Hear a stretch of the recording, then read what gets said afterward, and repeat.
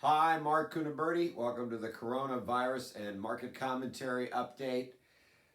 So, it wasn't so long ago I was looking at 80,000, 81,000, 85,000 infected cases. I opened up today's figures. There was 662,000 cases worldwide. I almost dropped on the floor. Obviously, the more people that have it, the more people are going to spread it. So these things ramp up gently and then they take off. And now, of course, it's in 199 countries. And we're seeing this virus spread very, very quickly. It's highly contagious. Mortality rate about 3.5%. Most of those are older people with pre-existing conditions, but we did see some young people. A 25-year-old healthcare worker has passed away. 16-year-old woman has passed away. And so the young are not immune, and we think that the young are the most likely to spread this virus. So again, 662,000 cases worldwide. Wow. 31,000 deaths. 199 countries. We are seeing some good news in all this. The originating area of Wuhan in the Hubei province has seen no new cases. And the new cases in Italy had been dropping. They spiked a little bit day before yesterday, but they had been dropping. The New York, the percentage of new cases is dropping. So this virus, they think, is following the typical pattern where a few people get it, takes off, a lot of people get it, you reach a peak, and then it drops off.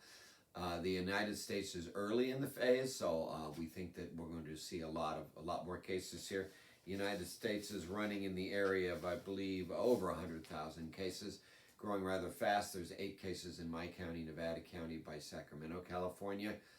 And so it is concerning. There's talk that Washington hasn't done enough. So that's kind of objective. I'm beginning to think that the economic damage from this worldwide shutdown, this is unprecedented, shutting the world down completely. The economic damage of people that are going to suffer, that are going to commit suicide, that are going to starve to death, that are going to go broke. The economic damage may far outweigh what the virus damage could have possibly done. It is something like the lesser of two evils. We got to think about this for a minute. We're talking about shutting the entire world down for what, a month or two? I mean, I can't imagine the economic damage. It's going to be global and worldwide, and it's going to last a long time. There's going to be a lot of bankruptcies, and I'm not talking about personal bankruptcies, although that'll happen, because a lot of people we're not working. They can't get a job. They can't get food. It's terrible, terrible, terrible. But I'm talking about the economic damage of bankruptcies of corporations and businesses that are going to go under, restaurant businesses, hotel businesses, small businesses that make up 80-90% of the United States, indeed the world's small businesses, can't afford to not have any customers for a month. The stimulus package is out, 2.5 trillion loans to businesses, checks to individuals, your ability to borrow from a retirement account. Those things are coming. Increased SNAP, increased unemployment, a lot of increased funding, but seriously, this is going to do a lot of damage. And at some point, Brazil and Spain were rumored to say, well, look, we're just going to let the virus roll through the economy and not shut it down, although Spain is doing some things about this. At some point, you have to think maybe that may have been the better solution. Not that I want people to catch this thing, but you got the lesser of two evils here. So, it's something to consider. Something to consider. I believe the effects of this are going to be really, really widespread and long-lasting. Some of the things we're seeing, second wave in China, not new cases. In fact, in Wuhan and Hubei, the originating areas in China has had no new cases, and they're going to release quarantine there in about 2 weeks. So they're going to let them all out. Not let them all out, but there's not going to be any quarantine there, at least for a good portion of the economy.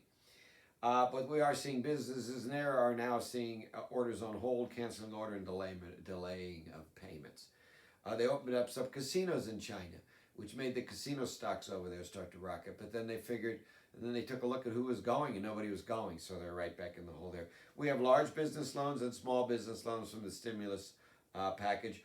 Price of oil is still way down. The pipeline companies in the United States are saying, do not make us any more oil. Our pipelines are full. In California, they're talking about mortgage deferrals. In other words, you can not pay your mortgage 30, 90 days. They're working on that. 4 big banks have agreed to do that. Also talking about an eviction moratorium in California till May. We are seeing Talk about a mandatory New York quarantine. New York, New Jersey, and Connecticut by Washington. Mandatory lockdown. Cuomo is not real wild about this. We're seeing Canada has imposed new airline restrictions, which is they're not going to allow symptomatic people get on the airplane. That to me is a little strange. I thought we weren't letting sick people get on airplanes anyway. So Canada, I guess, is behind the eight ball on that one, but that has made the news. We're seeing Fed injections into corporate bond markets, a lot of corporate bonds. There's going to be a lot of bankruptcies going on now and forever, for sure. Large companies, small companies, a lot of personal bankruptcies, a lot more than people realize. Anytime you stop business for a week, you're going to see a lot of bankruptcies. We've stopped them for a month, month and a half. The damage, the ramifications from this is going to be really long, hard felt. Again, it's unprecedented. We haven't seen this before. Other things that are happening, it's come out that vaping and cigarettes is harmful, and that's going to make the coronavirus worse. Duh, right? It's a respiratory virus. I don't even know why that made the news. Michigan and LA seem to be new hotspots for fast growth of this. Michigan and LA. And we're also seeing Rhode Island police stop people with New York plates, kind of a stop and search, but not basically stop and trying to keep people from New York coming in. We do find that also that corona may deaden your sense of smell and taste because apparently the virus attacks certain cells in the nose, so that may be an early warning sign. We're seeing, there was a report out that Dutch hospitals had a lot of workers there that actually had mild cases of this and continued to work. The point was not only was it unfortunate that they continued to work although they wore masks, that this thing, we don't know why corona doesn't affect 85-90% of the people that get sick. Some people get mildly sick. Some people don't even get sick at all. And some people get very, very sick. So it's kind of a very odd virus. It is very highly contagious, and it does have a higher mortality rate than the standard flu for sure. Out from Abbott Labs, they're developing a 5-minute test. So we'll see how that goes. And that's not a recommendation to buy or sell any securities for any reason. No one can predict market movements at any time. I do think the markets are over-exaggerating this virus. I myself think that this thing is going to go away. That doesn't mean I'm not self-quarantined. It doesn't mean I'm spreading the disease. I'm not washing my hands. We're being very careful here. But like any other virus I've heard from a lot of the experts, we see a initial wave up, a spike, a peak, and then drops off. And we're seeing the percentage of new cases that's reported in New York are starting to drop. And so, as I said, the two provinces in China, they've seen no new cases. So there is some good news there. So we're praying, we're hoping that everybody stays safe. The channel is Mark Cunaberti. You can join for updates. I'll keep you updated.